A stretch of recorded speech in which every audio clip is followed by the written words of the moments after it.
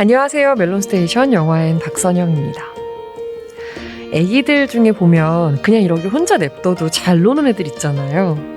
뭐 하나 하고 들여다보면 혼자 노는데 너무 재밌어 보여서 괜히 나도 막 껴달라고 하고 싶어지는, 아마 그런 아이가 쑥쑥 자라서 배우가 되고 작가가 되고 감독이 되고 그러는 거겠죠? 오늘 영화엔 초대석에서 만날 이 배우가 딱 그래 보입니다. 너무너무 사랑하던 강아지가 무지개 다리를 건넌 후에 보고 싶고 그리운 마음을 담아서 게임을 만들었대요. 근데 그 게임이 또 앱스토어에 올라오자마자 어드벤처 부문 1위를 기록했대요. 뭐 하나에 빠지면 끝까지 판다는 찐 덕후. 집에서 피자 시켜놓고 소파에 누워서 영화 보는 걸 제일 좋아한다는 소문난 영화광. 누굴까요? 비밀의 숲에서의 우리 동재, 서동재 검사 이준혁 씨입니다. 미처 알지 못했던 무궁무진한 이준혁 씨의 매력, 오늘 영화엔에서 찾아보세요. 추천곡 스매싱 펌킨스의 투나잇 투나잇 듣고 이준혁 씨와 함께 돌아올게요.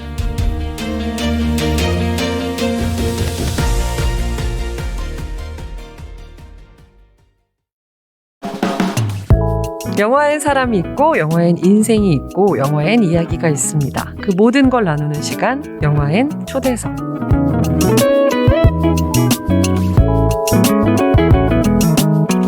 드라마 그해 우리 눈에 장도율 팀장님, 드라마 어사와 조이의 세자저하.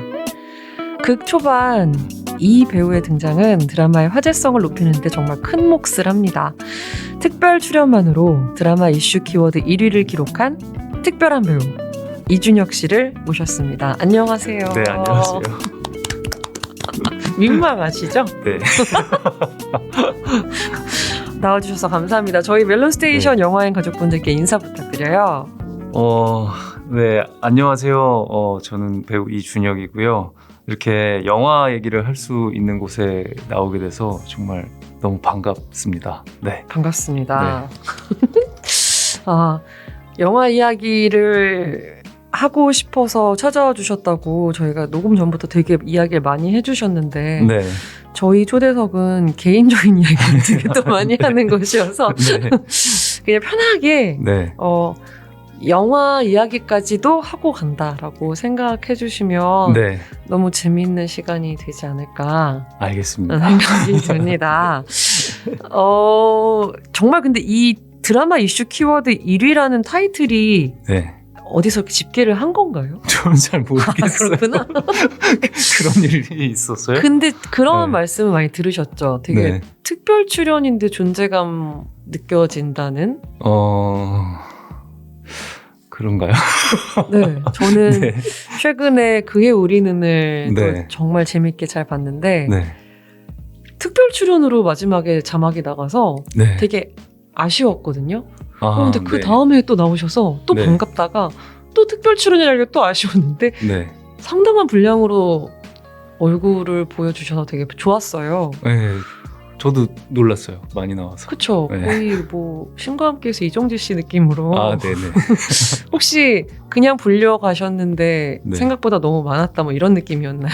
아, 그거는 아니었고, 이제 마지막 회는 그랬는데, 아. 추가된 건데, 그 전에는 이제 대본에 원래 있었던 건데, 네. 대본이 재미있고, 네, 그냥, 어쩌다가 그렇게 하게 됐어요.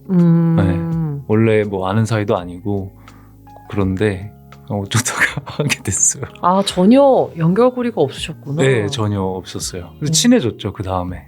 네. 근데 너무 찰떡이었어요, 그 역할에. 아, 그래요? 네, 되게 개인적으로는 그 캐릭터가 좀 어려우셨나요? 아무래도 그런 캐릭터가 저는 개인적으로 좀 어려운 것 같아요. 왜냐면 되게 딱딱하고, 그 다음에 어떻게 보면은 되게 똑똑하게 막 말도 잘해야 되고, 네. 암기도 훨씬 많이 해야 되고, 그러니까 네. 좀 완벽한 느낌이잖아요. 근데 사실 저 개인은 너무 완벽하지 않고 평범한 사람인데, 그러니까 너무 그 괴리가 좀 있는 거죠. 주변에서는 네. 뭐라고 말해요? 주변에서요? 완벽하다고, 그러니까 물론 네. 준혁 씨를 잘 아는 아주 친밀한 분들 말고 네. 준혁 씨를 그 되게 완벽한 사람으로 많이들 보지 않나요?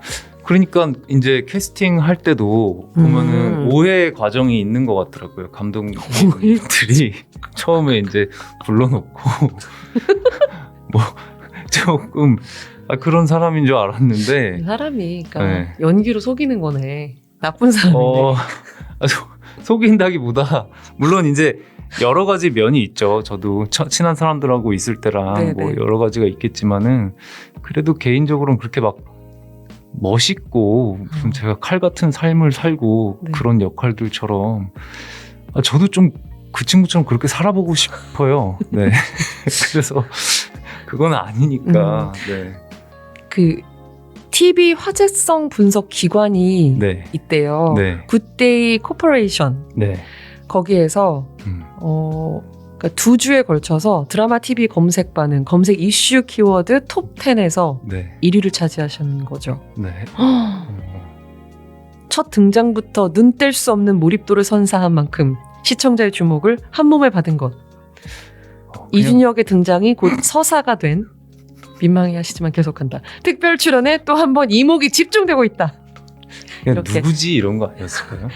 에이, 아니 지금 너무 이렇게 겸손해하시는 거 아니에요? 근데 저는 진짜 그걸 잘 모르겠어요. 이게 겸손이라고 생각은 안 하고요. 네. 그러니까 지금도 밖에서 뭔가 누가 좀 알아본다거나 그러면 되게 화들짝 놀라요. 그거는 저희가 네. 좀 화들짝 놀라야 될 일인 것 같은데.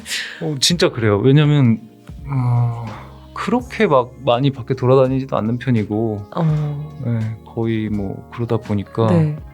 좀 그리고 제 스스로도 아직도 그러니까 연기자라고는 인식하고 하는데 이제 네. 셀럽의 기능에서는 되게 부족하다 스스로가 그걸 잘 못한다 부럽다 그렇게 잘 하는 거 보면 네. 인스타그램 하실 때 되게 고민 많으셨겠어요. 고민 많고 지금도 사실은 어떻게 해야 될지 잘 모르겠어요. 지금도 이제 네, 되게 잘하고 계시는 것 같아요. 걱정 안 하셔도 됩니다. 네, 이제 회사랑 같이 하고 있는데 그렇구나. 네, 한 1년 정도 됐나? 네. 네, 그렇게 해서 어느 정도 소통을 저도 좀 하려고 한 건데 그럼 회사가 이렇게 제안을 먼저 하신 건가요? 왜냐면 이준혁 씨가 먼저 결심하기란 쉽지 않았을 것 같거든요. 지금. 처음에는 만들자고 했었던 것 같아요. 회사가. 그 다음에 하는데 그러니까 사실 인스타그램 자체는 엄청 좋은 거고 지금 모든 사람들이 그렇게 하는 거잖아요. 그래서 좋은 거라고 생각하는데 이게 방식을 잘 모르겠네. 사실 막 소통도 잘 하고 싶고 뭐 네. 아는 형들처럼 인스타 라이브 이런 것도 해보고 싶고 한데 네. 이게 그러니까 어떤 느낌이냐면 인스타로 저한테 이렇게 댓글을 다는 지인들이 있잖아요. 네. 그럼 저는 약간 이상한 거예요. 왜 문자로 안 하고 야 전화해 전화. 뭘 굳이 사람 다 보는 데다가 걸어놔. 약간 이런 느낌이시구나. 그런 거보다는 왜 연락 안 했는데 그런 것도 좀 있고 아직 그거에 대해서 제가 되게 얼리 어답터인데도 불구하고 와 스스로를 얼리 어답터라고 표현하는 사람은 정말 네. 귀하신 분입니다. 그러니까 옛날 그것도 안 했어요. 싸이월드도 안 했고. 저 지금 그거 여쭤보려고 했어요. 네. 그것도 안 하셨어요. 근데 신기한 건 제 주변 친구들이 아무도 안 했었어요. 네. 그러니까 사실은 이런 고민을 하시기 전에 그냥 인스타 라이브 지금 막 키셔야 돼요. 여러분 저 지금 여기 와 있습니다. 네. 이러면서. 그니까 저도 이제 그랬으면 좋겠어요. 사실 나도 그런 사람이면 더 좋겠다. 그걸 네. 좀 꿈꾸세요. 그랬으면 좋겠다. 이제 그런 게 있는 것 같아요. 외향적인 성격은 아니라는 거는 되게 확실해졌고 이제 어느 정도 살아보다 보니까 외향적이려고 노력했던 순간들이 있죠. 이제 사회생활을 하다 보니까 근데 번번이 실패로 돌아가서 네네네네. 저는 네. 되게 못하거든요. 그래요? 저는 인정하기로 했어요. 바로 그거죠. 저도 좀 약간 그쪽으로 가고 있는 것 같아요. 그리고 저도 다행히 제 주변에 네. 말씀하신 것처럼 이런 걸 이해해주는 또 비슷한 결의 사람들이 맞아요. 있더라고요. 네. 그게 억지로 하려고 그러면 네. 보는 사람들이 더 아이고 민망해라 이렇게 맞아요. 되는 것 같은데 근데 좀 그런 걸 좀 이렇게 동경하시면 그래도 또 하실 수 있지 않을까 이게 싶기도 동경이라기보다 그러니까 세상의 흐름이 이렇게 변하고 있는데 나는 너무 모르는 게 아닌가. 이게 싸이월드 시절만 해도 더 재밌고 새로운 기술이 오겠지라고 생각을 했는데 지금도 약간 더 재밌고 새로운 게 나오면 그때는 바로 해야지 막 약간 이런 기도 있어요. 뭔지 알겠어요. 네. 필요성은 느끼지만 네. 전혀 엉덩이는 떼지 않는. 그러니까 그런 것 같아요. 그쵸, 성향이죠, 뭐. 괜찮아요. 뭐 네. 지금 너무 제 눈에는 되게 잘하고 계시는. 이게 다 상대적인 거잖아요, 또. 네, 그렇죠. 맞아요. 자, 이 잠깐의 대화를 청취자분들이 들으셨을 때, 되게 의외다라고 생각하시는 분이 또 계실 것 같아요. 왜냐면 작품에서는 네. 막 장난기 넘치는 모습도 보여주셨고, 네. 아우 진짜 얄밉다 이런 모습도 보여주셔서 네. 좀 평소에도 그런 게 약간씩 있지 않을까라고 생각하셨을 것 같은데 되게 뭐라 그럴까요? 주변에서 너 되게 순하다 이런 네. 말들을 많이 좀 들으셨을 것도 같고 네. 그런가요? 그러니까 순하다고 하는 사람도 있고 네. 장난기 있다고 하는 사람들도 있고 그러니까 여러 가지인 것 같아요. 그러니까 왜냐하면 지금 제가 이렇게 얘기하는 게 저인 것 같은데 각각의 사회생활 속에서 또 다른 느낌으로 구현이 될 때가 있잖아요. 저 같은 경우는 그쵸. 직장도 계속 바뀌고 이제 직장이라고 표현하시네요. 원래 직장이 바뀌는 느낌이 캐릭터가 있죠. 바뀐다는 네. 게. 근데 저는 그런 식으로 그러니까 메소드까지는 아닌데 뭔가 좀 그래도 그 시즌에는 그런 거를 좀 유지하려고 노력하는 편이에요. 예, 그러니까 같은 결로. 네, 좀 못된 캐릭터를 할 때나 아니면 좀 아픈 느낌이면은 좀 그런 걸 그래도 유지하려고 해보는 편이에요. 처음 아무래도 만나게 되니까. 그러면 나쁜 역할 할 때는 네. 제가 만약에 지금 준혁 씨가 나쁜 역할 한 때 만났으면 네. 또 느낌이 다를까요? 물론 이런 공식적인 데서 그렇진 그러진 않을까? 않겠지만 그래도 이제 조금 더 뭐 사람들을 만났을 때 그러니까 처음 현장이니까 현장은 그게 보호가 되잖아요. 그쵸. 그러니까 그 사람도 이미 저를 그런 사람인가라고 생각을 해요. 그리고 또 현장에서는 캐릭터 이름으로 서로가 부르니까. 네, 맞아요. 네. 그러니까 되게 노력을 하죠. 그렇게 보이게끔. 그렇구나. 그렇게 되게 노력을 하고 집에 와서 쓰러지죠. 그거 같아요. 되게 사회생활, 그러니까 나는 집에 있는 게 너무 편하고 집을 나서면 바로 집으로 돌아가고 싶고 에너지가 뚝뚝뚝 닿고 있는데 네. 훌륭히 사회생활을 해낸 다음에 네. 장렬히 전사하는. 그렇죠. 그래서 사실 그게 맞는 것 같아요. 근데 뭔지 너무 알 것 같네요. 근데 이런 부분도 있지만 또 되게 의외의 부분이 게임을 또 직접 프로그래밍을 하신 거예요? 아니면 그냥 구성만 해서 맡기신 거예요? 그러니까 제작하고 그림, 아트랑 기획 정도를 했고요. 원래 게임도 좋아해요.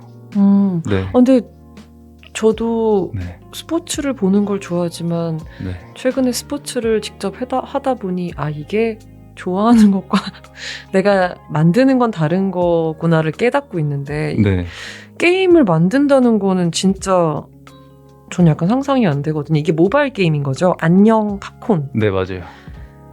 그 스토리가 또 되게 좋더라고요. 만들게 되신 이유가? 이제 제 강아지가 반려견이 세상을 떠나가지고 나름대로는 이거를 떠나는 과정이라고 생각을 했고 그러면서 좀 저 스스로의 이제 심리 치료를 한 거죠. 근데 제가 이제 최근에 작가님들한테 들으니까 실제로 자신의 이야기가 많이 배어 있는 경우가 많고 그렇게 해서 작품을 끝마쳤을 때 그때 느꼈던 아픔이 좀 해소되는 경우가 있다라고 하더라고요.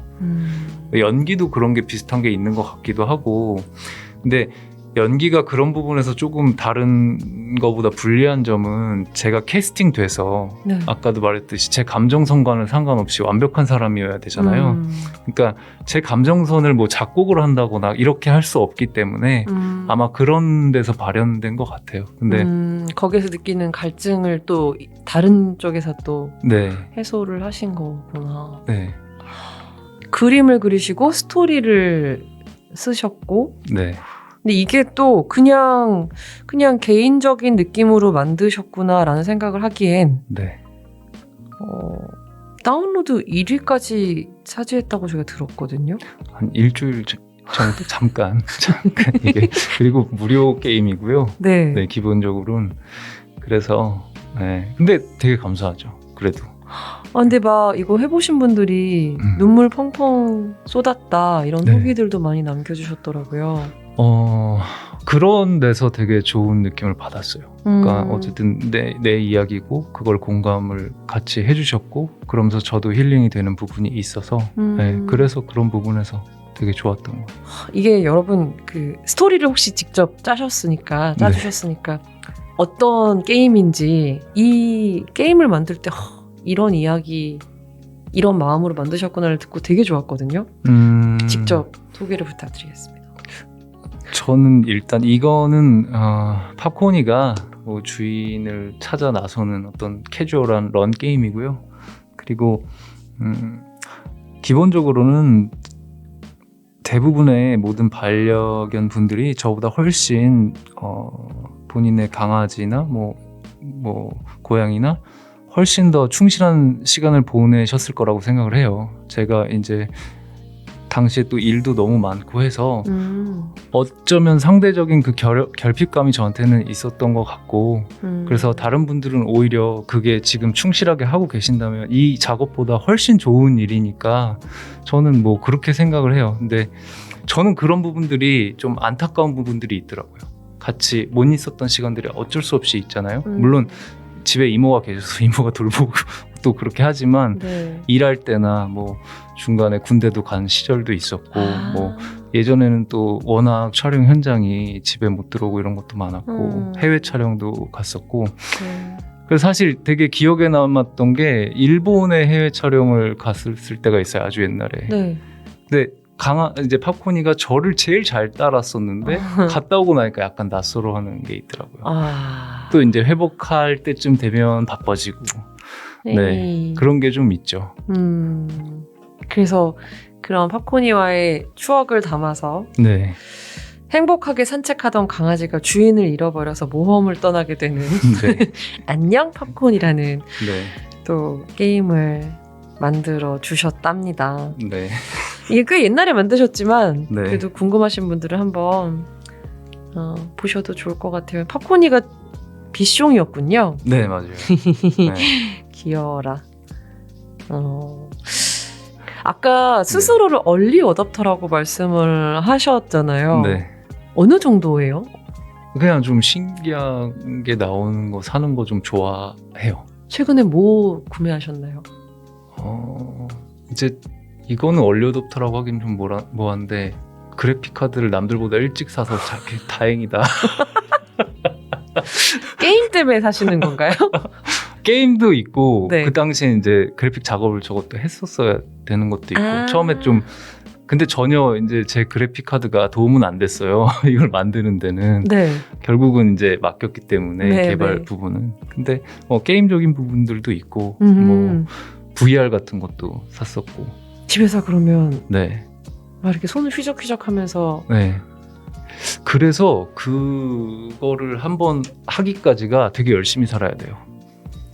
어떤 의미죠? 그냥 매일 그러고 있으면 저도 그래도 이모랑 같이 사는데 좀 되게 아무리 동거인이고 오래 함께했던 우리 이모지만 네. 그럴 수도 있으니까 이제 되게 이제 막 열심히 일을 하고 몇 작품을 이렇게 하고 나서 뭔가 그런 것들을 하면 그래 하고 이렇게 쓱 방문을 닫으신다거나 그러지 않을까. 저 갑자기 영화 제목이 기억이 안 나는데 네. 스티븐 스필버그 영화 중에 레디 플레이어 원. 네. 네. 약간 그런 걸 좀 걱정하시는 건 그렇게 비춰질까 봐 걱정하시는 건가요? 그냥 뭐 이제 세대가 되게 빨리 우리나라는 변해왔고 네. 사실 그럴 거잖아요. 이모님이 보시기에도 이게 뭘까 싶은 순간이 분명히 있을 거예요. 저도 앞으로 그럴 거고. 그럴 땐 좀 이렇게 한번 같이 끌어들여 보는 건 어떨까요? 그래서 좀 더 이게 시기상조인 게 네. 좀 더 컴팩트해져야 되고 저는 이제 궁금해서 시작은 한 거지만 네. 사실 저도 많이 못하게 되더라고요. 아, 좀 어렵구나. 접근성이 떨어져요. 접근성이 초보자가 하기엔. 그쵸. 아. 감내해야 될 게 좀 있고 그러고 좀 더 이제 미관상으로도 네네. 좀 그건 그렇게 어렵다. 어렵기 때문에 이런 느낌이구나까지 이제 느껴보고 네. 왜냐면 처음엔 궁금하니까 옛날에 뭐 매트릭스나 아까 말씀하셨던 레디 플레이어 원 같은 영화도 생각나고 네. 그런데 아직은 조금 더 발전했으면 좋겠다. 되게 컴팩트하게. 네. 배우 이준혁 씨와 함께하고 있습니다만 저희가 뭔가 우리나라의 어떤 VR 발전에 이제 호신호가 오지 않았나, 청신호가 들어오지 않았나 네. 이런 유저들이 계속해서 모니터를 해주시고 있다면 그렇군요. 네. VR도 하신다는 게 진짜 너무너무 보고 싶네요. 어떤 모습으로 하고 계시는지. 아니요. 절대 보여주고 싶지 않으시죠? 남들은 괜찮아 보였는데 저는 흉할 것 같아요. 제가 하는 거. 꼭 인스타 라이브로 네. VR 하는 모습을 보여주시면 정말 와, 준혁 씨가 지향하고자 했던 네. 외향적인 모습을 드디어 길을 찾으셨구나라고 제가 멀리서나마 네. 알고 있겠습니다. 네. 이준혁 씨 하면 이제 비밀의 숲도 예. 이야기를 안 할 수가 없는데 네. 서동재 검사. 네. 그 인물은 직접 만드신 건가요? 그런 말투, 그런 캐릭터를 어떻게 만드신 건지 궁금한데요. 비밀의 숲 같은 경우는 처음에 대본 2개를 봤을 때 되게 하고 싶었어요. 아마 비밀의 숲의 서동재 캐릭터가 대본 2회까지는 거의 뭔가가 없는데 왠지 모르게 그냥 아마 저의 되게 매니악한 감성을 건드린 캐릭터인 것 같아요. 항상 이게 완벽한 캐릭터 무슨 그런 게 아닌 인간적인 캐릭터고 제가 뭐 영화로 봤을 때 좋아할 법한 그런 어떤 부족하기도 하지만 또 약 입체적이기도 하고 그래서 그 시점에 제가 그런 것들을 좀 원했던 것 같고 많이 해소가 됐는데 처음에 작가님하고 이제 대화를 나누다가 작가님 되게 좋은 얘기를 해주셨어요. 저랑 이렇게 대화를 하면서 동재가 더 뒤로 갈수록 더 좋은 방향을 찾았다라고 해서 저는 되게 감사했죠. 너무너무 감사하고 그리고 원래 글 자체에서도 매력적인 캐릭터예요. 네. 그러면 준혁 씨가 서동재 검사를 만나면서 네. 혹은 서동재 캐릭터가 준혁 씨를 만나면서 조금 더 극후반으로 가면서 변화도 생겼던 건가 보네요. 작가님에게. 애정을 많이 제가 갖고 있다라는 거에 놀랐다고 하시긴 하셨어요. 네. 그렇지만 뭐 정확한 생각까지는 알 수 없고 그때 저는 작가님하고 그때 처음 뵀을 때 그 느낌이 되게 좋았거든요. 그 글에 대한 얘기를 저희가 보통 그 정도까지는 하진 않는데 되게 진지하게 오래 얘기했던 것 같아요. 카페에서. 평소에도 진지하게 늘 말씀하실 것만 같은데 저요? 아니시라고요?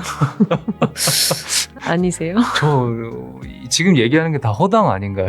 지금까지 얘기했던 게? 그러니까 평소에 이렇게 말씀을 하시는데 난 허당이구나라고 생각하시는구나. 그렇죠. 사실 네. 어디까지 진지하고 싶으신 거예요? 저 지금 진지하나요? 아니요. 너무 좋아요. 네. 좋은데 스스로로 생각하시는 게 네. 지금 허당이라고 생각하시는 게 너무 재밌어서요. 아마 오늘 얘기할 영화에도 그게 들어있을 것 같아요. 그래요? 네. 그렇군요. 네.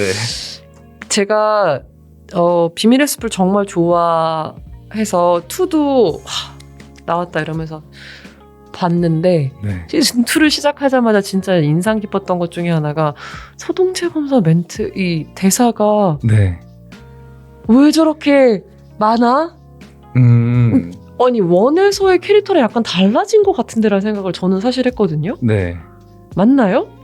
아무래도 원에서는 제가 생각하기에는 약간 스릴러 장르나 미스테리 장르로서의 숨기는 게 있었다면은 원에서 그 캐릭터가 정체가 다 공개됐기 때문에 투에선 그 친구의 인간적인 모습부터 시작을 한 것 같아요. 이미 1편에서 처음에는 마치 이 사람이 뭔가 맞아요. 범인일 것 같은 숨겨야 하는 것들이 많았다면 1편이 지나고 나서 2편에서는 이 친구의 인간적인 걸 이미 사람들이 다 알기 때문에 거기서부터 출발했던 것 같아요. 더 이상 얘가 무섭게 기능할 수는 없잖아요. 네. 네, 그래서 아마 얼마나 치열히 살아가는가라는 부분으로 시작한 게 아닌가 그래서 싶어요. 저는 약간 아까 말씀 주셨지만 그 일본 갔다 왔을 때 파코니가 낯설어 했던 것처럼 약간 낯설었어요. 시즌 네. 1과 2의 그 공백이 네. 서동재 검사가 저에겐 낯설게 다가왔는데 네. 우선 대사량이 정말 많아서 저 외에 많은 분들이 네. 뭐 유튜브에도 우리 동재 미친 대사량 모음집 이렇게 해서 올라온 거 혹시 보셨어요? 그런 게 있어요. 좀 이런 거 좀 보셨으면 좋겠어요. 사람들이 얼마나 이 준혁 씨의 너무, 연기를 공감하고 있는지. 근데 되게 너무 감사한데 제가 그거 장난 아니죠. 스스로를 이렇게 지켜본다라는 순간이 장난 아니죠? 그게 오글거리. 좀 지금 그래요. 갑자기 기지개를 펴시면 온몸을 막 네. 힘들어 하시네요. 움직이시면서. 그래서 되게 막 미안한 것도 많아요. 막 팬들이 막 셀카 같은 거 찍어달라고 하는데 이거를 진짜 너무 이게 힘든 거예요. 그리고 정말 겨우겨우 찍어서 이제 스텝 친구들한테 어때 하면 이상해요. 그러는데 왜 이렇게 셀카를 못 찍냐고 그러는데 네, 조금 진화할 필요가 있지 않나. 아니에요. 네. 지금도 괜찮아요. 대사 뭐 쉬지 않고 8분 정도 쏟아내는 씬도 있었어요. 네. 그냥 그럴 땐 계속 입에 붙여야 되는 것밖에 없죠. 그냥 정말 툭 치면 나올 정도로. 맞아요. 그게 정답인 것 같아요. 그냥 툭 치면 나올 정도로 열심히 했어요. 진짜. 네. 깜짝 놀랐죠. 그쵸. 네. 그게 연기를 계속 10년 이상 하셨던 분이지만 네. 쉽지 않은 좀 분이었죠. 그때 365라는 드라마랑 또 같이 하고 있었어서 그게 조금 부담스럽긴 했었죠. 네. 그리고 이제 네. 또 영화 야구소녀에서는 네. 또 다른 모습을 보여주셨어요. 네. 코치 선생님. 네. 약간 살을 좀 찌우셨다고 들었는데 사실 저는 그 야구소녀 때 7kg 증량했다가 네. 60일 지정생존자 때 다시 9kg 감량했다 뭐 이런 기사는 좀 봤는데 사진상으로는 뭐가 달라진 건지는 잘은 모르겠어요. 아유, 엄청 달라요. 그냥 둘 다 굉장히 선이 다 살아있거든요. 네. 야구소녀 때도. 네. 근데 이때 7kg를 찌우려고 뭐 얼마나 드셨나요? 이게 찌우는 게 쉬워요? 빼는 게 어려워요? 빼는 게 더 어렵죠? 제가 질문 자체에 이미 답을 넣어서 여쭤봤네요. 저는 살이 일단 기본적으로 굉장히 잘 찌고 근데 일을 쉬지 않았고 역할이 대부분 저한테는 샤프한 라인을 좀 기대하는 역할들이 많았기 때문에 네. 대부분 평소는 식단을 관리하면서 살아요. 그래서 저는 식단 관리라는 게 이제 되게 익숙해져 있고 어느 시점에서는 이런 맛도 있구나라는 어떤 게 있어요.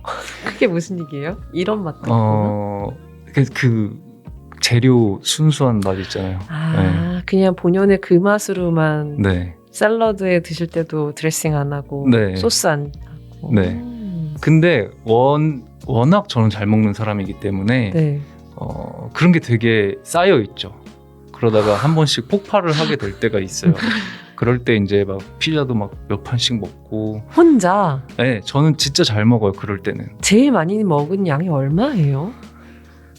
그건 조금 오래된 얘기긴 한데 그때도 제가 아마 적도의 남자라는 드라마 때문에 살을 굉장히 많이 뺐었어요. 그땐 진짜 65kg인가? 그때까지 뺐었었거든요. 키가 어떻게 되시죠? 81이요. 네. 근데 이제 그거를 말도 안 돼. 네. 진짜. 네. 그래서 그렇게 뺐는데 네. 정말 한 이틀 만에 한 5, 6kg가 쪘어요.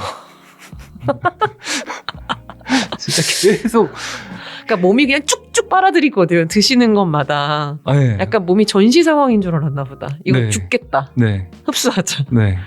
뭘 드시면 그렇게 며칠 만에 되나요?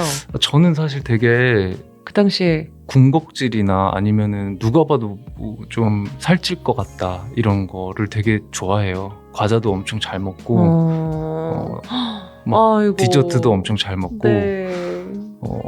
그래서 저는 뭐랄까 그게 저한테는 되게 낙이에요. 제가 이제 좀 힘들 때 네. 뭘 할 때 제일 행복할까라고 하면은 피자나 과자 먹으면서 영화 보면 행복하다. 나름의 이런 결론이 나온 거예요. 근데 그건 그렇게까지 많은 돈은 들지 않으니 나는 행복감의 가성비가 있다라고 생각을 하는 편인데 네. 사실 그걸 못 하고 있는 거죠. 아, 그러네. 네. 나는 그거 할 때 행복한데 네, 내가 일을 하려면 그걸 할 수 없는. 맞아요. 네, 그 포인트가 좀 있죠. 이거 그러면 이준혁 불행하다 약간 이렇게 타이틀이 나가도 되나요? 아니요, 이건 불행한 건 아닌 게 왜냐면 그 가치가 그래도 더 크다고 제가 지금 느끼기 때문에. 농담을 던졌잖아요. 이거 농담이었어요? 혹시 저도 굉장히 네, 언제나 늘 네. 진지한 말만 한다고 생각하셔서 그렇게 받아주신 걸까요? 되게 너무 일단 목소리가 좋으시니까 이렇게 촥 이렇게 오는 느낌은 있어요. 이렇게 뒤집어져야 되나 목소리. 제가 그렇지 않아도 저음인데 이상하게 네. 오늘 더 저음이더라고요. 네. 혹시 이 저음 때문이면 제가 좀 높여볼까요? 아니요, 편하게 해주세요. 네. 이건 또 농담이었어요. 그렇군요. 네, 그렇습니다. 네. 네, 이렇습니다. 오랜만에 밖에 나가면 이렇게. 얼마 만에 나오신 건가요? 햇빛을 보신 건가요? 운동하러는 일단 가니까 네, 그거 말고는 그렇군요. 네. 지금은 작품 쉬고 계신 건가요? 좀 아주 작은 것들을 조금씩 하고 있는데 기본적으로는 쉰다고 봐야죠. 일반적으로는. 네. 네. 되게 비숲 시즌 1에서의 서동재 검사 같이 말씀해 주셨어요. 무언가 숨겨놓고 있는 거. 쉰다고 봐야 한다. 그렇다면 쉬지 않다고 봐야 하는 건 무엇일까? 그러니까 예를 들면 정식으로 제가 이제 뭐 역을 길게 맡아서 한 거는 네. 아직은 이제 아니고 네, 되게 짧게 한 거는 지금 몇 개 일을 했어요. 그럼 특별 출연 같은 걸 말씀하시는 거예요? 아니면 그런 것 같아요. 특별 출연 같은 느낌의. 네. 혹시 말씀해 주실 수 있는 작품도 있나요? 어느 작품에서? 지금 근데 그게 정보가 안 나가서 아마 그거는 아직 네. 정말 서동재 검사 같으세요. 물어봐야 될 것. 이거는 제 의지랑 상관이 없어서. 이것도 농담이었어. 안 되겠다. 저 그거 잠깐 다운받을게요. 핸드폰에 이렇게 흐르는 거 있잖아요. 글씨 흐르는 거. 지금부터 농담 나갑니다. 이렇게. 알겠습니다. 아닙니다. 네. 우리 이준혁 씨와 함께 하고 있고요. 네. 먹을 때가 제일 행복하다고 말씀하신 우리 이준혁 씨.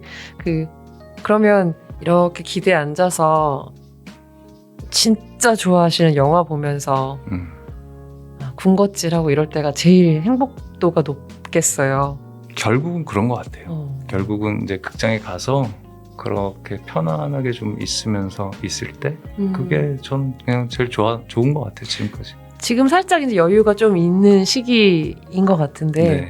곧 이제 영화 이미 작업해 놓은 영화도 있으시잖아요. 네. 박경택 감독님이랑 함께 하신 네. 소방관. 네. 이게 올해 개봉을 아직 정확한 개봉일은 그쵸. 네. 코로나 때문에 다들 똑같이 말씀하시더라고요. 네. 모르겠다. 맞아요. 언제 작업하신 거예요, 이 작품은? 그것도 재작년인가? 아마. 코로나와 함께. 네. 그러면 이 소방관에서는 어떤 역할로 나오셨던 거죠? 기철이라고 그 대원들 중 하나예요. 그래서 다 같이 그 소방관 일을 하는. 네. 단막극 맨몸의 소방관에서 네. 그때 당시 출연료를 다 소방관들을 위해 기부하셨었다는 얘기도. 네. 이제 너무 자꾸 이렇게 돼가지고 되게 좀 그렇긴 한데 앞으로 계속 또 기부를 해야 될 것만 같은 어떤 그런 부담감 때문이실까요? 한 번에 그치면 안 될 텐데. 아니 사실 이게 이렇게 비밀스럽게 했는데 네. 어떻게 이게 인터넷에 퍼지게 되면서 좀 알게 된 것 같아요. 네. 그래가지고 비밀스럽게 다 이렇게 완전 풀매하고 가신 거 아니에요? 아니요 가지를 않고 네. 농담이었습니다. 이거 네. 이번에 알았어요. 네. 네. 근데 그 선배님 이준혁 선배님에게 동명이인이다 보니까 그게 약간 뭐 이렇게 되다 보니까 재밌는 일화로 이렇게 된 것 같아요. 그렇구나. 이 영화도 올해 네. 꼭 네. 빠른 시일 내에 볼 수 있었으면 좋겠습니다. 저도 그러네요. 네, 진짜로요. 혹시 다른 작품도 영화나 드라마 촬영 다 끝내놓으신 게 있을까요? 아직? 그 잠깐 한 게 영화를 잠깐 했어요. 네. 그러시구나. 네. 그럼 진짜 코로나 시국 때문에 네. 기다려 봐야지 알 수 있는 거군요. 그렇죠. 네. 이준혁 씨와 함께 하고 있습니다. 추천 음악을 듣고 이제 드디어 추천 영화를 좀 만나보려고요. 왜 웃으시는 거예요? 왜요? 어떤 포인트? 재밌어서. 네? 재미가 있어서. 네. 다행입니다. 네. 인셉션에서 타임을 추천해 주셨는데 예. 왜 이 노래를 듣고 싶으셨어요? 사실 이거는 요새 제가 많이 듣는 음악이에요. 책을 읽거나 할 때 많이 듣는 음악이고요. 요새 갑자기 꽂혔어요. 좀 이 되게 반복적인 어떤 그런 리듬이 좋았고, 그리고 이제 영화를 제가 오늘 선곡을 하고 막 이런 거에서 네. 아까 투나잇 하고 타임하고 뒤에 뭐 있는 것까지 좀 저는 나름대로 연결을 해서 제 삶과 비추어서 이렇게 해온 거거든요. 오늘 추천곡도 흐름을 갖고 나름의 그게 저는 있다고 생각을 했어요. 우선은 이제 타임을 듣고 네. 영화를 만나보겠습니다. 영화인 박선영입니다. 배우 이준혁 씨와 함께하고 있습니다. 자, 그러면 네. 첫 곡으로 들은 투나잇에 이어서 네. 타임이 붙는 건데 네. 요 흐름을 혹시 이야기해 줄 수 있을까요? 어떤 스토리인지? 추천한 영화 휴고랑 가타카예요. 네. 근데 이 휴고랑 가타카를 보면 사실 저는 좀 제 삶 같은 느낌이 있거든요. 네. 그래서 이제 휴고라는 영화를 보면은 사실 저는 휴고를 2번을 봤는데 영화 내용이 그렇게 완전히 잘 기억나진 않아요. 근데 그 되게 두근거리는 설레임이 되게 기억이 나거든요. 네. 이게 아무래도 영화를 만드는 거에 대한 영화의 과정, 그게 마치 마술쇼 같은 그 설레임을 가지고 있는 영화라서 제가 일부러 여기 나올 때 이 영화를 다시 안 봤어요. 왜냐면 이 얘기를 되게 하고 싶었던 게 왜 그렇게까지 나는 영화에 설레었나라는 게 되게 이번에 이 추천을 하면서 되게 그런 생각이 들더라고요. 그러면서 투나잇이라는 그 노래 뮤직비디오에 이 영화의 달 세계로의 여행이라는 작품이 오마주돼서 나와요. 그래서 그런 연결성, 그다음에 타임은 이제 그 안에 어떤 시간들을 말한 거고요. 네. 그다음에 가타카라는 영화를 제가 또 추천했는데 그 가타카라는 영화가 저는 그 이유가 너무 궁금해요. 그 후에 주인공들이 어떻게 됐을지. 혹시 보셨나요? 가타카. 네.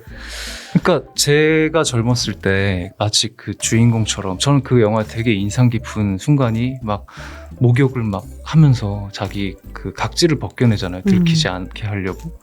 그런 순간들이 있는데 그렇게 준혁 씨에게도 그런 순간들이 있다고요? 그럼요. 뭔가 일을 되게 열심히 할 때 그런 사람 정도는 아니지만 제가 어떤 이런 영화적인 암시를 받게 되잖아요. 저렇게 어떤 열심히 삶을 살아가는 것에 대한. 근데 그래서 꿈을 이루잖아요.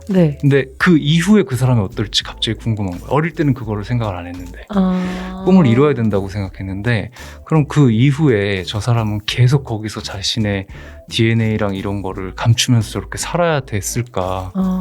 되게 그런 궁금한 측면들이 있고, 그다음에 2개 추천해달라고 했는데 제가 원래 파워 오브 도그를 얘기를 하고 싶어서 파워 오브 도그라는 영화에서 이제 베네딕트 컴퍼비치가 맡은 역할이 이게 뭐 스포인가? 아무튼 뭔가에 대해서 뭔가의 형상에 대해서 되게 집착을 해요. 되게 거기에 영향을 받고 그다음에 파워 오브 도그라는 어떤 산의 그 그림자의 이미지 그 사람한테 계속 영향을 받는 어떤 그런 게 있어요. 네. 근데 그거랑 이렇게 되게 연결돼서 제가 헐리우드에서 받았던 영향들과 그런 것들이 이제 커 나가면서 네. 파워 오브 도그에까지 이어지는 것 같은 거예요. 어릴 때 헐리우드를 보면서 네. 받았던 영향들이 네. 커서 만난 영화 파워 오브 도그로까지 네. 이제 네, 확장된 느낌이시구나. 왜냐면 헐리우드 영화에서 제가 어릴 때 받았던 건 저렇게 이겨내고 싸워내고 뭔가 성취하고 이런 것들이 좀 있었다면 파워 오브 도그에서는 그런 형상을 쫓는 남자의 슬픈 이야기예요. 네. 영화에 대한 궁금증이 확 커졌어요. 그 영화를 홍보하러 나왔나 보다.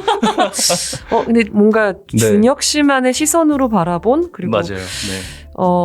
비단 그 영화 하나뿐만이 아니라 이제 준혁 씨 나의 이야기 같아라고 또 말씀해주신 그 부분이 어느 지점인지 네. 영화를 진짜 좋아하신다고 들었어요. 네. 뭐 몇천 편 이상 본 걸로 생각이 된다라고 말씀도 하셨는데, 그쵸?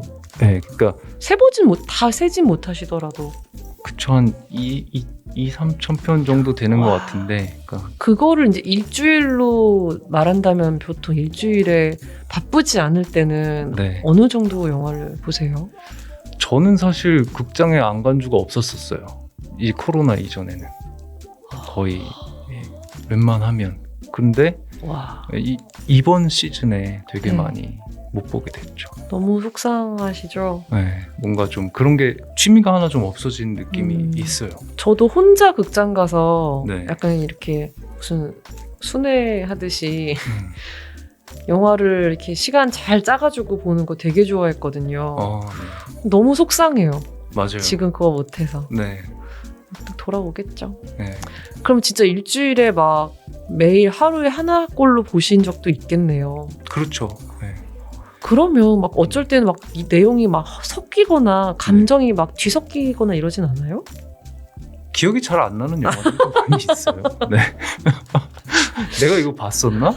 분명히 봤거든요. 근데 내용이 뭐지? 이런 것도 되게 많아요. 네. 뭔가 이렇게 네. 적거나 이렇진 또 않으시는구나. 네, 그거는 이제 그 어떤 사이트? 왓챠? 거기가 오픈하면서 거기 리뷰를 조금씩은 적긴 하는데 길게 적진 않아요. 네. 실명은 아니시죠? 네, 실명은 아니고. 네. 궁금하다. 그런 분들도 계시더라고요. 영화를 볼 때 네. 굉장히 신중하게 네. 이거 어쨌든 나의 시간을 투자하는 거니까 네. 나는 나와 맞지 않은 영화를 보고 마음을 다치고 싶지 않아. 이래서 네. 엄청 신중하신 분들도 계신데 네, 네, 맞아요. 네. 준혁 씨께서는 어떠세요? 저는 그냥 안 가리고 다 보는 편이에요. 네. 장르도 안 가리시고. 안 가려요. 전혀 안 가려요. 그러면 정말 생각 외로 너무 반가운 영화도 많겠어요. 물론 그 반대 경우도 있겠지만. 네. 오늘 가지고 오신 영화들은 약간 좋을 거라고 좀 예측하고 보셨던 영화인가요? 아니면 와 이럴 줄 몰랐는데 진짜 좋다인가요? 기본적으로는 워낙 감독님이 뛰어나신 분이니까 휴거 같은 경우는 좋겠다. 거기다가 이제 새로운 기술, 그때 한창 3D 나올 때 3D로 보는 영화였거든요. 그래서 그런 건 기대했었고, 두 번째 뭐 가타카 같은 경우도 워낙 훌륭한 배우들이 나오는 영화다 보니까 기대하고 봤죠. 근데 진짜 그렇네요. 가타카 그 캐스팅을 지금 한데 모으는 것도 쉽지 않을 것 같고, 네, 맞아요. 너무 또 모두가 아름다운 시절이었고, 네. 휴고도 말씀 주신 게 마틴 스콜세지 감독 네. 작품이잖아요. 2011년 작품입니다. 네. 이 작품이 2012년 아카데미에서 촬영상, 미술상, 음악 편집상, 음향 믹싱상, 시각 효과상 이렇게 5개 부문을 휩쓸었었어요. 네.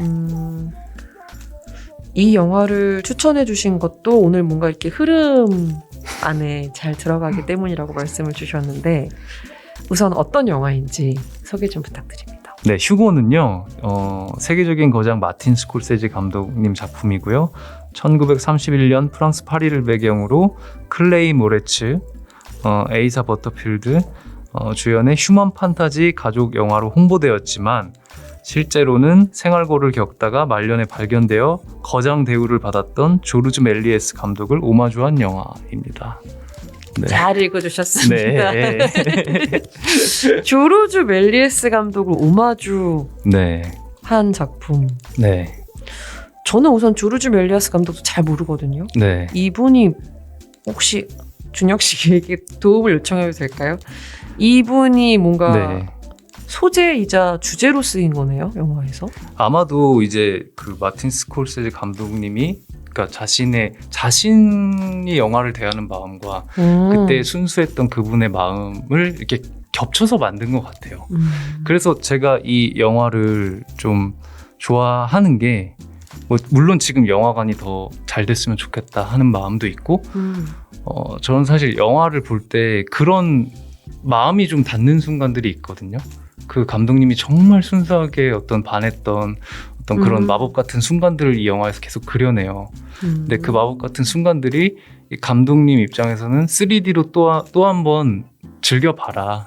영화는 마법이다라는 거를 말하는 것 같아서 저는 그래서 이 영화를 되게 좋아하죠. 네. 그리고 앞에 Tonight Tonight 뭐 그런 노래의 뮤직비디오에도 이 조르주 멜리에스 감독의 뭐 달세계로의 여행 뭐 이런 것들이 좀 오마주 되어 있고. 네.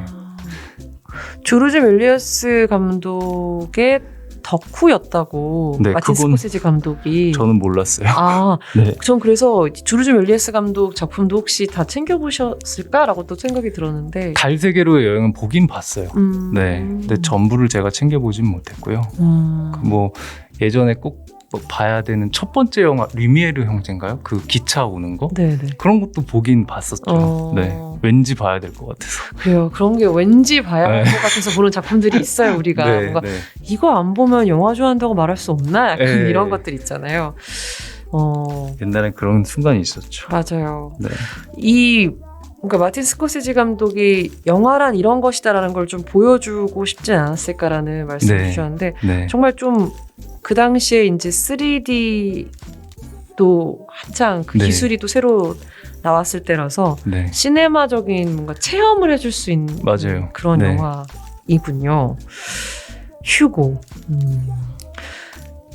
영화를 진짜 다양하게 소화하시고 접하는데 제일 처음 봤던 영화도 기억나세요? 그게 정말 잘 기억이 안 나요.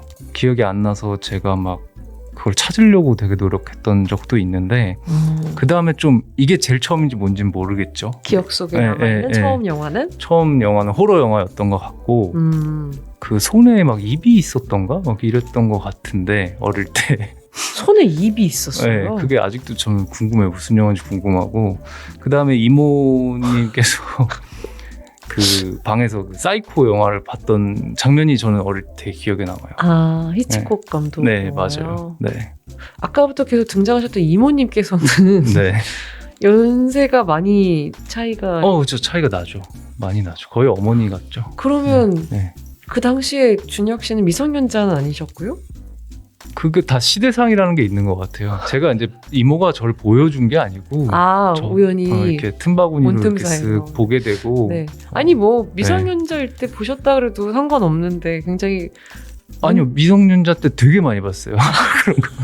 제가 되게 기억 남는 게 미성년자 때 본 세븐이라는 영화가 되게 기억 남고. 굉장히 작품성 있는 영화만 미성년자 때 보셨구나. 네, 그것도 다른 결을 또 생각할 수도 있는데. 많이 봤는데 네. 되게 인상 깊었어요. 그 영화가.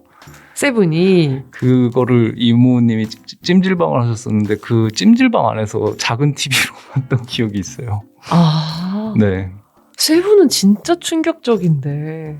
충격적이죠. 네. 저는 그 영화를 너무 좋아하고 네. 너무 다시 보고 싶은데 절대 다시 보지 못할 것 같아요. 아 맞아요. 너무 되게- 무서워요. 네. 그래서 제 머릿속에서 뭔가 더 영화가 크게 확장된 느낌도 있어요. 내가 더 영화를 내 상상 속에서 더 네. 끔찍하게 기억하고 있는 건 아닐까. 세븐이라는 영화를. 네. 네.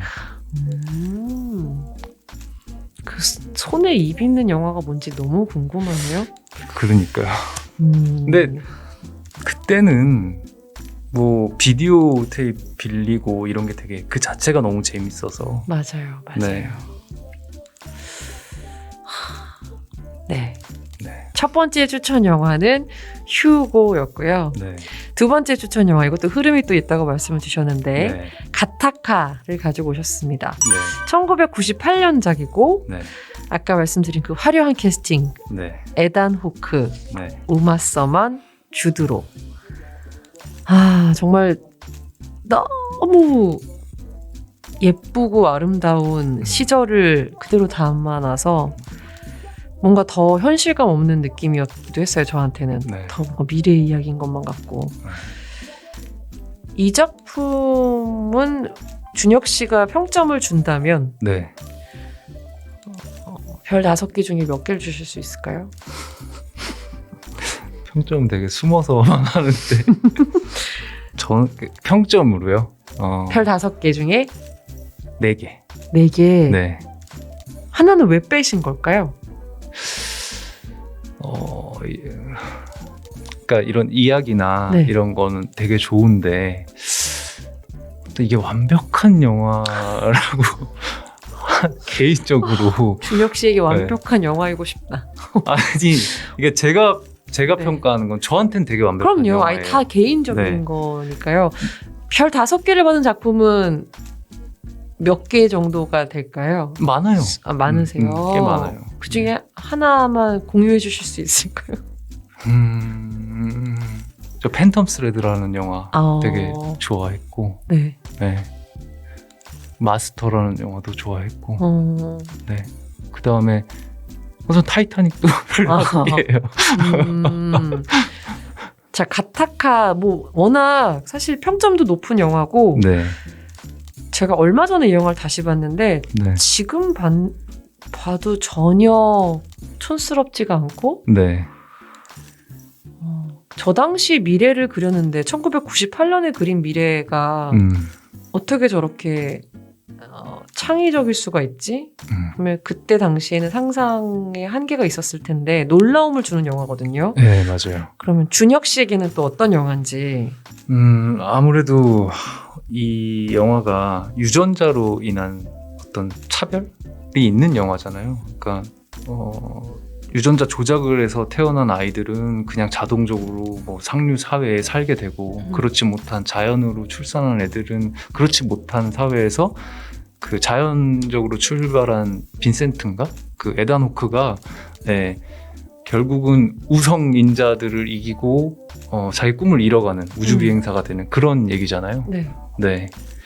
그래서 이제 저한테는 개인적으로 일을 시작할 때 되게 그런 느낌을 많이 받았어요. 제 일을 시작할 때 사실 너무 대단한 사람들이 많고 그 다음에 이제 뭐 연기를 배우고 할 때도 뭐 저한테 그런 얘기들을 많이 하셨고 네, 여러 가지로 뭔가 그 빈센트의 입장 같으셨다는 그렇죠. 말씀이시죠? 내가 이렇게 뭔가 앞서 있는 건 없어도 저렇게 열심히 해야겠다라는 네, 부족함에도 열심히 해야겠다라는 마음을 되게 많이 준 영화 같아요. 네. 그러니까 이 영화 자체가 이제 미래를 배경으로 하고 있기 때문에 네. 새로 태어나는 인간의 DNA를 조작해서 네. 뭐 가지고 있는 결함들을 미리 태어나기 전부터 네. 제거하고 완벽한 사람을 네. 만들 수 있다는 전제하에 시작이 되는 건데 네. 아예 네. 자연적으로 태어나는 거가 금지되어 있는 시대였죠. 맞아요. 그러니까 부모가 그러니까 첫 아이는 형은 자연 임신으로 이렇게 해갖고 낳고 네. 두 번째는 유전자 조작을 해서 가족 사이에서도 이게 형제간에도 그 차이가 딱 벌어지게 되는 그런 내용이죠. 네네네. 네. 준혁 씨가 생각하기에는 어떤 부분이 스스로가 가장 부족하다고 여기시는 거예요? 뭔가. 글쎄 이 영화에서도 대부분의 캐릭터나 인물들이 열등감이 분명히 있어요. 각자 다. 그럼요. 네. 저도 엄청나고요. 네. 네. 저도 당연히 네네네. 그런 것들이 많이 있고 사람이니까. 근데 이 영화를 보면서 이런 것들이 극복될 수 있는가? 극복될 수 있겠다. 특히나 어렸을 때는 아직 그런 뭔가 더 이 친구처럼 들끓는 뭔가가 더 있으니까 그런 부분에 대해서 제가 한창 좀 힘들 때나 뭔가 촬영할 때 내가 부족하다고 많이 느낄 때 항상 떠오르는 이미지가 그 뛰는 모습, 러닝머신에서 뛰는 모습하고 그렇게 샤워하는 모습. 되게 그 이미지가 저한테는 되게 도움이, 저런 사람도 있는데 라고 저는 생각을 하는 거죠. 그래서 되게 열심히 살게 되는 계기가 되는 작품이죠. 그래서 네. 이 주인공의 영화 끝난 다음의 스토리가 그렇게 네. 궁금하신 거구나. 궁금해요. 왜냐하면 이 영화 끝난 다음보다 아마 제가 지금 나이가 더 있을 거라고 생각이 들거든요. 네네. 네, 그러니까 그렇게 이제 됐는데 그럼 얘는 지금 행복한가? 어쨌든 우주 비행선에 탔는데 네. 거기서 잘하고 있을까? 아무래도 지금 시점에 이제 제가 관심사는 이미 그 젊은 나이를 지나왔으니까 네. 네, 그게 궁금한 거죠. 그래서 가타카 2가 나왔으면 좋겠다.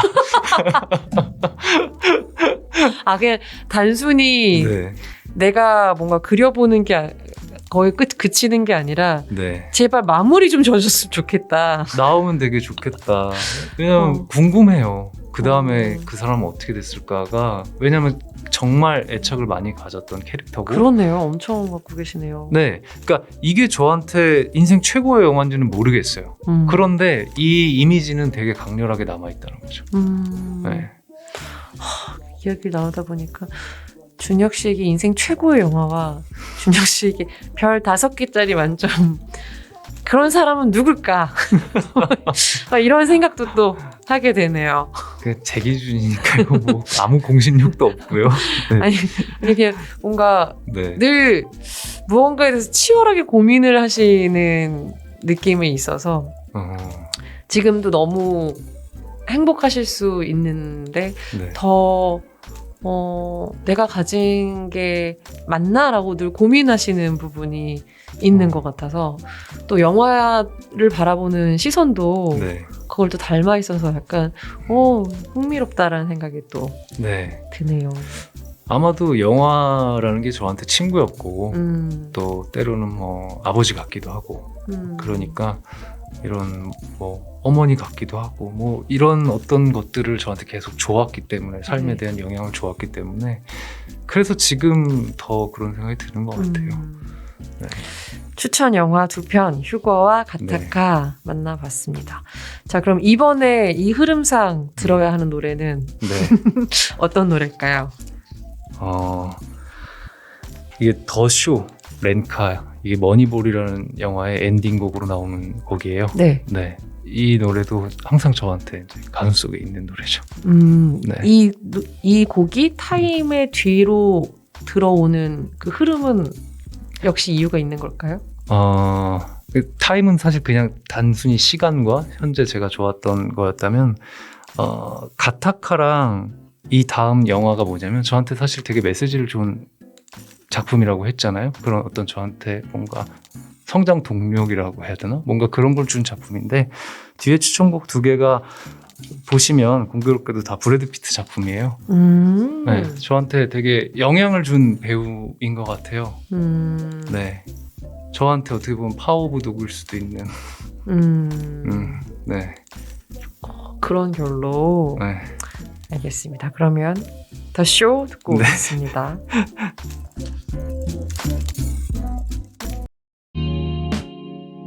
이준혁 씨와 함께 하고 있습니다. 더 쇼까지 듣고 왔고요. 10년 후 아침에 조깅할 때 힘들지 않았으면 좋겠다라고 네. 어떤 삶을 살고 싶냐는 질문에 이렇게 답을 하셨다고 들었어요. 네. 요즘에는 어떻게 답을 하시는지 좀 기대가 되거든요. 어떤 삶을 살고 싶으신가요, 앞으로? 그날 이 대답을 할 때 네. 문득 딱 뛸 때 네. 이렇게 뛸 수 있는 게 되게 감사한 게 아닌가? 라는 생각을 했어요. 네. 근데 결론적으로는 마찬가지인 것 같아요. 그런 감사할 부분이 있다라는 거에 감사를 해야 된다라고 생각하고 그런 게 있으면은 그래도 행복하지 않을까요? 오늘은 네. 어떤 생각이 드셨어요? 이 질문을 받으셨을 때는 네, 뛸 때 그런 생각했던 게 남아있었을 때고 네, 오늘의 감상은 네. 새로운 무언가가 있나요? 뭐. 저는 되게 좀 설렜어요. 설레서 제 나름대로는 뭐 두서없긴 하지만 이것저것 이렇게 준비해서 얘기를 하러 온 거고 네. 그런 얘기를 할 수 있어서 되게 좋았죠. 네. 감사합니다. 오늘의 감사 포인트는 영화 이야기를 할 수 있어서 설렜다. 네. 여기 출연하게 돼서 네네네. 네네. 네. 영화를 너무 정말 딱 오시자마자 네, 영화 이야기 한다고 해서 너무 네. 좋아요라고 말씀을 해주셔서 네. 와, 영화를 진짜 좋아하시는구나. 근데 어떡하지? 우리는 준혁 씨 얘기를 더 많이 할 텐데. 라고 조금 걱정이 됐던 면도 있거든요. 제가 없어요, 뭐가. 그러니까 왜냐면 이게 저인 게 쉴 때 그냥 집에서 영화 보고 있다라고 생각을 하면은 네. 크게 저니까 제 이야기를 하는 것 같아요, 결국은. 굉장히 꿀잼이에요. 네. 아니에요. 그 자체로 너무 재밌었어요. 네, 감사합니다. 아닙니다. 역시 또 딥한 질문이 될 것 같아서 네. 아까 브래드 피트 말씀도 해주셨는데 네. 영향을 많이 받았다. 네. 배우로서는 또 어떤 부정적인 의미가 아니라 욕심이라고 표현을 좀 하고 싶은데 어떤 욕심을 갖고 계신지도 궁금해요. 사실 요새는 굉장히 많은 콘텐츠가 있잖아요. 너무 많은 콘텐츠가 있고 그걸 일일이 다 볼 수도 없는 거고. 그런데 어떻게 보면 그런 콘텐츠의 바다에서 우연히 제 작품을 봤는데 그 시간이 좀 재밌었으면 좋겠다. 네, 그랬으면 좋겠어요. 네. 네. 재밌었어요. 네. 앞으로도 재밌을 거라고 응원하겠습니다. 네. 자, 이제 저희가 헤어질 시간인데요. 네. 영화인 가족분들께 그리고 또 준혁 씨의 영화 네. 드라마를 기다리시는 분들께 팬분들께 인사 부탁드리겠습니다. 네. 제가 이렇게 와서 사실 말을 제대로 잘 했는지는 모르겠지만 저는 개인적으로는 되게 즐거웠습니다. 즐거웠고요. 나중에는 조금 더 좀 정리를 잘해서 또 뵀으면 좋겠고요. 사실 정리하지 마요. 지금 너무 정리가 잘 돼 있단 말이에요. 그리고 이제 저도 제가 말한 영화만큼이나 또 여러분들 삶에 좋은 영화나 드라마로 이렇게 얘기할 수 있는 팬을 만들게 되면 정말 좋겠죠. 지금 제 팬들이 또 이렇게 됐으면 좋겠고 저처럼 제가 일단 누군가의 팬이니까요. 네. 네, 그랬으면 좋겠다. 네. 나중에는 제 영화로 여기 나와서 얘기하면 더 좋겠네요. 우와, 네. 감사합니다. 네. 오늘 나와주셔서 너무너무 감사하고요. 아까 오늘 전반적인 뭔가 네. 초대석을 이렇게 구성을 해주셨어요. 말씀 주셨던 것처럼 첫 곡으로 만났던 스매싱 펌킨스 노래부터 네. 이제 곧 들을 클로징과 그 끝곡까지 흐름으로 말씀을 해주셨는데 하다가 아차했어요. 왜요? 길을 잃은 것 같아셨어요? 더 이거를 했었어야 되는데. 아니 이제 네. 아니에요. 정말 오늘 되게 알겠습니다. 질서가 네. 나도 이러고 있네. 질서 정연하게 잘 되었습니다. 네. 끝곡으로 네. 역시 브래드 피트와 관련된 곡을 추천해 주신다고 했는데 네. 뭘까요? 가을의 전설의 오프 더 월. 네. 네. 이거는 왜 추천해 주신 걸까요? 브래드 피트 때문에? 그런 어떤 인상들, 제가 좋아했던 동경했던 스타에 대한 인상들도 있고요. 실제로 이 곡을 들으면 되게 좋아요.